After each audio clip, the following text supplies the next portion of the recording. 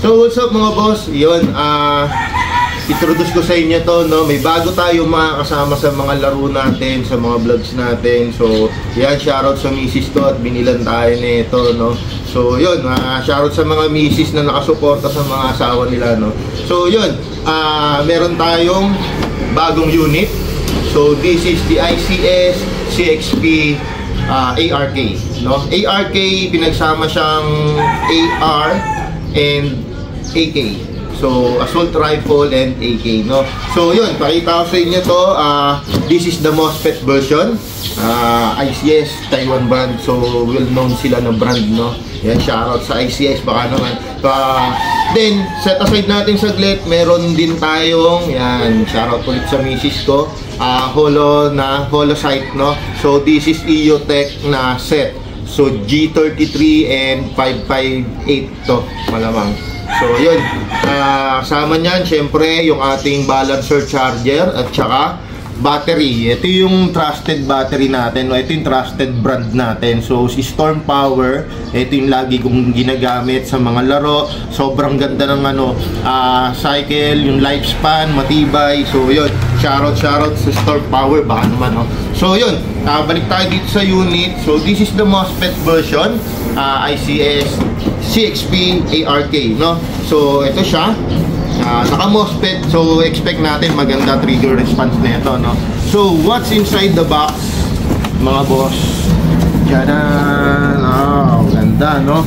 So yun, old na yung packaging niya kasi matagal na tong na-release, no? So yun, naka-tsempo lang tayo ng unit, no? So yan, inside the box meron siyang, ito yung kanyang QR for manual. Yan, manual instruction.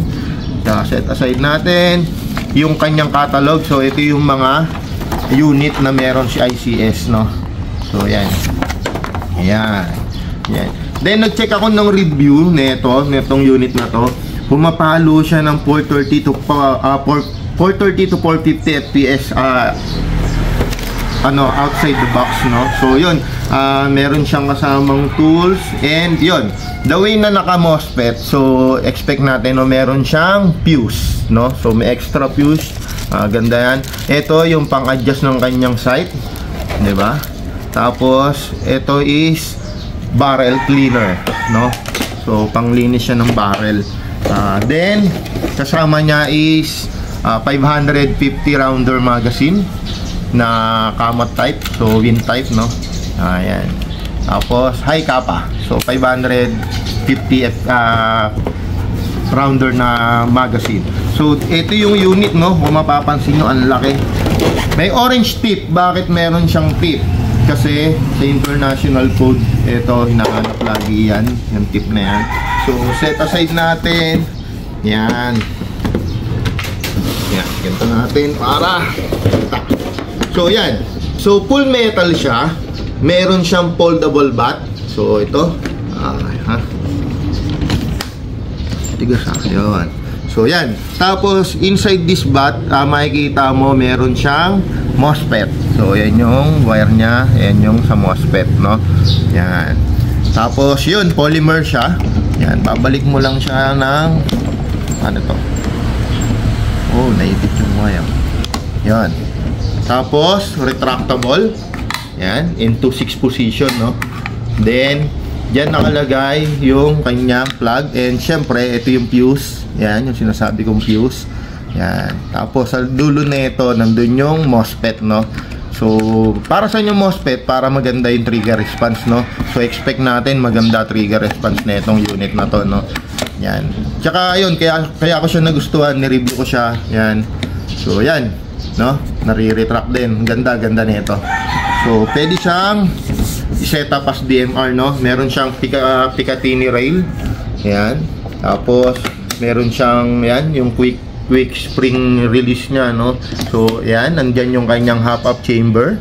Yan, yung bali one piece, no? One piece na half-up chamber, no? Then yan, tayo dito.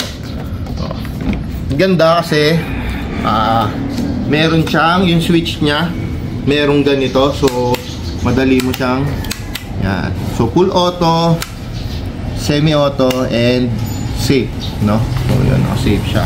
So naka M-lock na handguard, polymer and reinforced na handguard, no? M-lock. Yan, no? Ang ganda ng build. So may tanyo, medyo malaki, medyo mabigat, no? May kabigatan. Naka polymer na grip, ang ganda ng hand grip. So komportable, no? Ganda yung kanyang flash hider, naka-lock. So pwede mo siyang palitan. May nakita akong mga nag-build nito, nilagyan nila ng suppressor, no? Dadamitan na lang natin to. Ayan, ganda ng unit na to, no? Yan, salamat sa misis ko. Yan, ang ganda, oh. So yan, ICS CXP ARK, no? So para ma-visual nyo yung kanyang kabuuan, lagay natin tong banana type na magazine, no? So hook, yan. Yan, ganda. Yung kanyang magazine may window, no? So makikita mo yung BBs mo dyan, no? Napakaganda, oh. Grabe. Yan, oh. So yan, ICS, no? Napakaganda.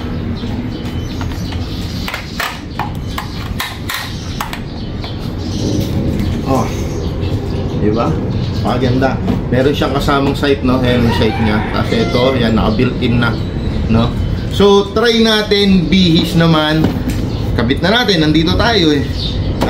Yan yung EOTech natin, no? So check natin kung babagay yung na-imagine kong setup. Yan, salamat ulit sa misis kong nakasuporta sa mga kagaguhan ko, no? So yan, this is the magnifier. Then this is the red dot. May kasama siyang riser and yung mga screw pag nag-riser ka na, no? And yun, may tools na kasama and battery. Ayan. So check muna natin. Ito yung red dot cover, no? So check natin. Sana natin, nangangatin na ako. Parang gusto ko siyang i-upgrade na kaagad, no? So mamaya i-upgrade na natin to. Ang i-upgrade natin is for game sight na 450 FPS, no? Standard. Yan yung gagawin natin. Bakit i-upgrade ko pa kung 430 to 450 FPS na siya? Gusto ko yung consistency, no? Ano natin yung consistent dapat siya. So magko-compress tayo ng hangin. Check natin kung ano yung magiging ano, kasi ang stock kasi once na nilaro mo yan, yung bala niyan common na bumababa. So kailangan maano natin yung tamang configuration ng loob, no, ng internal. So yun, this is the G33 magnifier. Yan, napiplip yan. So may dalawang screw yan dyan. Kung gusto mo ng riser, pwede mong tanggalin yan, palit mo yung mahaba, ikakabit mo yung ano, pakita ko na sa inyo. Total, gagamitin natin siya sa laro. So kailangan natin yan, kailangan natin to. So para makita nyo na rin, no, baka may mga nakaganyan na hindi nila alam i-configure. Riser po ang tawag dito. Ito po yung riser nya. Tapos kailangan natin tong screw na mahaba, no? So palitan na natin kasi gagamitin natin siya sa laro. So mas maganda kung nakakasilip ka kaagad, no? So madali lang naman yan, 1-2 step lang yan. So yan, unlock mo lang yan. Yan, unscrew mo. Then yan, tanggalin mo siya, kabit mo yung riser, tapos balik mo lang siya. So technically hindi na kasya yung maikling screw, so kailangan mo tong mahaba. Napakadali lang, no? Tapos higpitan mo lang. Kailangan balance pag nag-ihigpit ka, no? Yan, malambot. Yan. Para pagkapantay na siya, tsaka mo higpitan na ng todo. Yan. Sisecure nyo, guys, kasi minsan pag nagbabibrate yung unit natin, lumuluwag yung mga screw na yan. Kaya yung iba, nilalagyan pa ng adhesive yan, no? So yan, tabi natin tong extra, baka magamit pa natin yan sa susunod. So yun, ako pag naglalagay o nagsisetup ako ng magnifier or ng optics, sinusukat ko muna sa unit, no? So this is the G33 magnifier and the 558 red dot, no?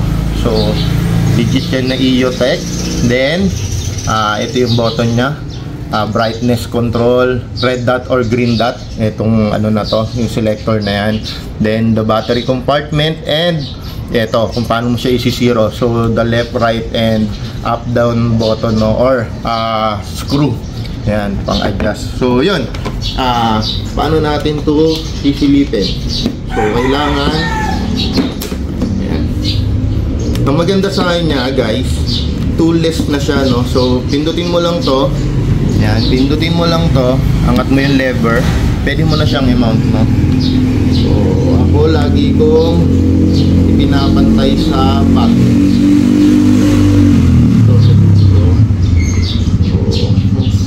Yan, okay na ako dyan. So, yan, kaka-i-clip mo lang siya para mag-lock.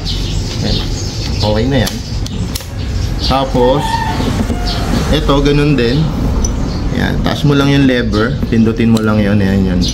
Tapos, taas mo yung lever. Then, ako, lagi kong ginagawa is one space lang, no, ng Picatinny rail yung aking ginagamit. So, ganun lang siya lagi kalayo. Hindi ko pinaglalayo yan. Yung iba kasi pag nag-setup na ito, grabe, layo talaga eh. Parang ano eh, tay-tay ito kasi. Yan. Tapos, ito. Yan. Sarado mo lang yung lever.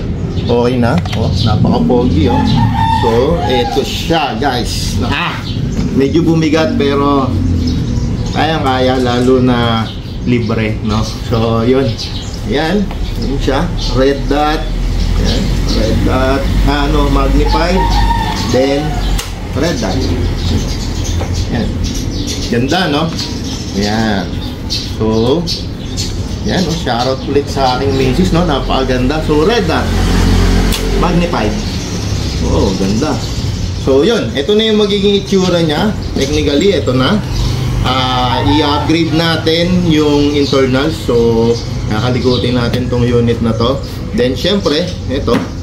Update natin tong try na natin, no? Kasi, nandito na tayo eh. Na-excite na ako eh, no? Sana makalaro na tayo, no? Next week. Actually, this Sunday, makita natin kung saan tayo makakapaglaro, no? May nag-i-invite sa atin sa Cavite. So, yun. Gagawin natin is update natin to.